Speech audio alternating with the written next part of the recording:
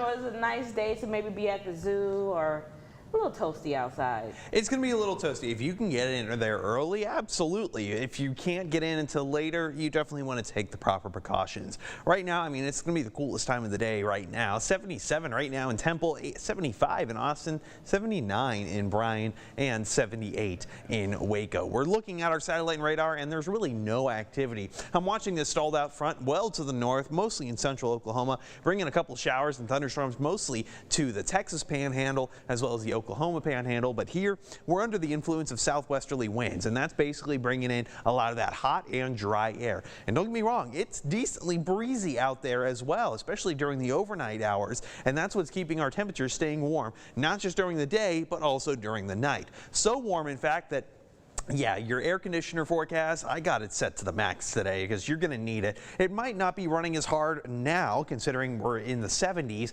but by this afternoon, we're talking those triple digits, especially with the feels like temperatures. 108 for Killeen and Temple, as well as Marlin and Cameron. 105 for College Station. 109 for Waco. Yeah, that's going to be enough that we have now extended not just the excessive heat advisory, but has been upgraded to a number of our counties to an excessive heat warning. That's because actual air temperatures, mostly to our western counties, west of I-35, will be between 105 and 110.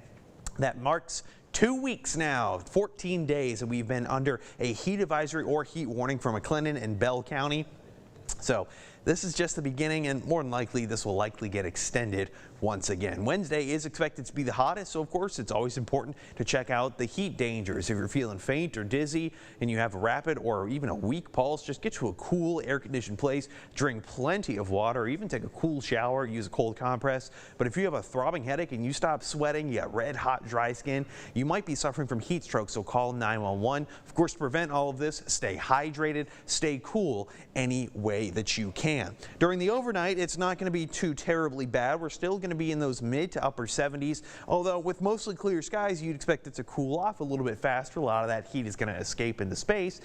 Not so much right now, and it's because we're, again, under that very strong southerly wind continuing to bring up plenty of heat even during the overnight hours. Over the next 48 hours, I really don't see a lot of activity. This frontal system is going to be bringing a lot of some stronger weather, again, mostly to the mid-plains, not necessarily here in central Texas. Maybe North Texas might get a little bit of something, but again, we're just stuck under the southerly wind and some decently high pressure as well because of that big ridge. Here's what it looks like, at least on the jet stream map. It's going to be slowly pushing its way to the east. That's what's giving us a lot of this heat right now.